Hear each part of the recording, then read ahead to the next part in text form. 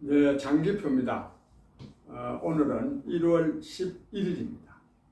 조금 전 10시에 문재인 대통령이 새해를 맞아서 신년사를 발표했습니다. 신년사라는 것은 좀 덕담도 있고 또 새해에 좀 희망적인 이야기를 하는 것이 너무나 당연합니다. 국정 운영을 잘했던 못했던 또 오늘 그런 점에서 문재인 대통령이 내년도에는 여러 가지 또 일상이 회복되고 그리고 여러 가지 소외된 사람들을 좀 포용하는 그래서 도약하는 해가 되도록 하겠다 또 하자 이런 말을 했는데 말인즉슨 틀린 말이 아닙니다. 그렇게 되도록 해야죠. 그런데 사실 이 문재인 대통령은 그동안에 너무 많은 거짓말을 해왔기 때문에 무슨 소리를 하더라도 믿으려는 국민이 별로 없습니다. 믿으려는. 그래서 별거 의미 있는 말이 아닙니다. 그래도 몇 가지 좀 논평을 한다면 우선이요, 작년에 이제 작년이 됐죠.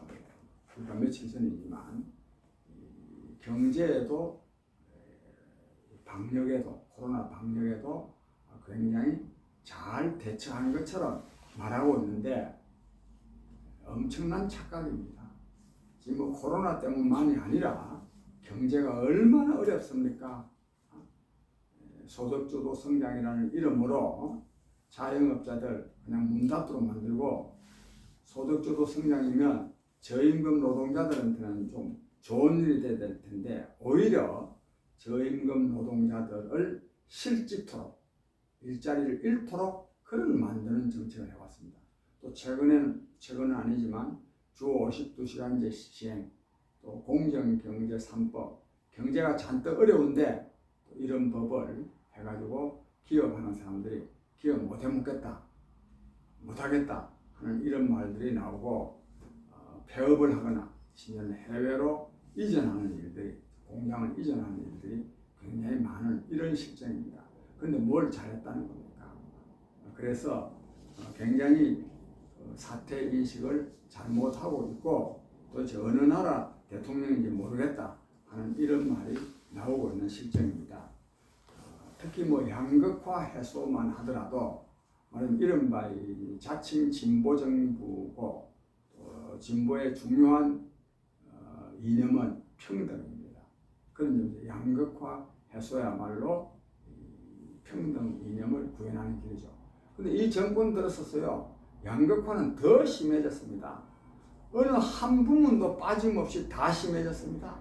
대기업과 중소기업, 정규직과 비정규직, 또 임대인과 임차인, 전부 다 양극화는 지금 더 심해졌습니다. 그래서 문재인 대통령 말을 믿을 수가 없습니다. 근데 한 가지 이분이 신년사에서 좀 그래도 인정할 만한 것이 있는데 그게 뭔가 하면 이 주택 부동산 문제와 관련해서 국민들께 매우 송구한 마음이다 이렇게 사과를 했습니다. 그동안에 부동산은 반드시 안정시키겠다 이렇게 큰 소리를 얼마나 많이 치고 그동안 또 24차례에 걸쳐서 부동산 정책을 내놓았음에도 불구하고 지금 이 집값은 지금 엄청나게 지금도 오르고 있습니다. 지금도 그런 점이 어쨌든지 사과를 한 것은 그런 현실을 그대로 인정한 것이다 이렇게 볼 수가 있습니다.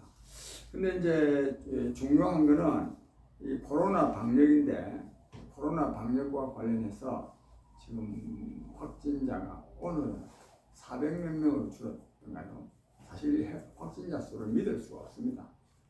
아마 제가 볼 때는 국민의 생존권 문제로 저항이 많이 일어나니까 단계를 좀 낮추기 위해서 즉 방역 조치를 좀 낮추기 위해서 확진자가 적게 나오도록 한 것이 아닌가 이런 의심마저도 좀 들고 있습니다. 그런데 이 코로나19와 관련해서 이 정부는 뭐 K-방역 운운하면서 굉장히 잘 대처한 것처럼 말하고 있지만 빵점입니다. 빵점. 초기에 그 전문가들의 요구에도 불구하고 이 중국발 입국자를 차단하지 않아가지고 굉장히 많이 확산됐고요. 특히 대만 같은 나라는 사망자는 1명이고 확진자가요 10명 단위밖에 아닙니다. 굉장히 가장 중국하고도 가까운 나라임에도 불구하고 대만은 초기에 중국 본토에서 오는 입국자를 차단을 해가지고 코로나를 좀 확산되지 않도록 하는데 굉장한 기여를 했습니다. 우리나라는 그 점에서 실패한 겁니다. 또 더 이제 문제가 되는 것은 이 백신 확보에 소홀해 왔다는 겁니다.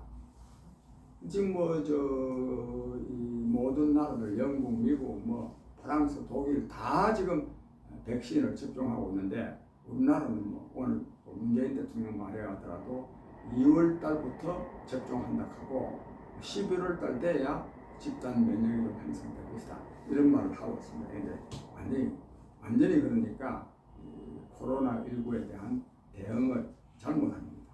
근데 이번 신년사에서 또 우리가 특히 저 입장에서는 기가 막힌 것은 여전히 대북 저자세, 북한 짝사랑 태도를 그대로 드러냈다는 점입니다. 북한은 최근에 한 5일간에 걸쳐서 제8차 당대회를 해가지고 몇 가지 점이 있는데 하나는 핵무력을 이제 완성하겠다가 아니라 이제 했다. 그리고 전술 핵무기까지 개발하겠다. 이건 무슨 말이냐? 미국에 대항해서 써먹을 수 있는 것은 전략무기입니다. ICBM이나 SLBM인데 전술무기라는 것은 남한을 상대로 한 겁니다. 남한을 상대로 한 핵무기를 만들겠다는 것을 발표를 했습니다. 물론 남한만이 아니라 일본과 중국도 그 사정거리 안에 들어가는 겁니다. 이렇게 해가지고 말이죠. 그 다음에 물론 말은 이런 말을 했습니다. 앞으로도 남북관계 봄날이 올 수도 있을 것이다. 근데 그 조건이 있습니다. 그게 뭐냐? 대북 적대 정책을 포기해야 된다. 즉 한미연합훈련 하지 말아야 되고, 그리고 이 미국의 전략자산, B-52 전략폭격기나 스텔스기, 항공모함 같은 게 한반도에 진출하지 않아야 되고, 그리고요 엉뚱하게도 남한이 남북한 합의사항을 이행해야 된다. 남한의 합의사항을 남한은 120% 이행하고 있지 않습니까? 북한이 이행하고 있지 않은데, 이처럼 북한은 한편으로는 남한을 군사적으로 위협하고 다른 한편으로는 그동안의 합의사항도 지키지 않는데도 불구하고 문재인 대통령은 이 점에 대한 규탄은 없이 여전히 대북 짝사랑, 대북 저자세를 취하고 있습니다. 방역 이런 거 남북 간에 협력을 하자, 심지어는 대면이 어려우면 비대면으로라도 하자, 이런 지금 헛소리를 하고 앉았습니다. 국민 여러분, 북한 정권은요 절대로 남한과 관계를 좋게 하지 않습니다. 왜냐하면 남한과의 관계가 좋으면 북한 정권을 유지하기가 힘들기 때문입니다. 근데 이번에 봄날 운운하고 말한 것은 미국의 바이든 정부가 새로 들었었기 때문에 어떻게 나올지 모르니까, 만약에 바이든 정부가 이 대북 강경책으로 나오면 남한을 또 한번 활용하겠다 하는 그런 의지의 표현입니다. 이 남한 정부는 계속 북한한테 이용당하고 있습니다.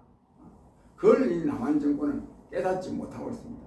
특히 문재인 정권은 그 깨닫기는커녕 계속 북한 짝사랑을 하고 있는데, 이것이야말로 북한의 핵무기 보유를, 핵무기 역량을 강화시켜주는 것임으로써 우리 대한민국의 국가 안보를 위태롭게 하는 것이면 물론이거니와 오히려 민족 통일도 방해하는 일입니다. 그런데 아까도 뭐 대화와 교류 잘해가지고 통일이 될 수 있도록 하자 그러는데 아직도 정신 못 차리고 헛소리하고 앉아있습니다.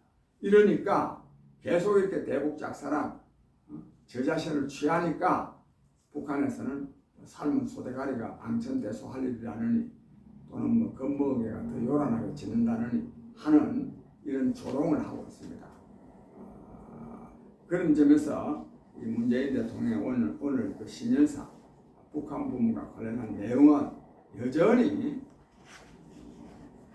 북한의 의도를 간과하고 있는 참으로 어리석은, 그래서 오히려 한반도의 평화를 어렵게 하는 그런 요인이 되고 있다, 이런 말씀을, 이런 판단이 좀 들었습니다.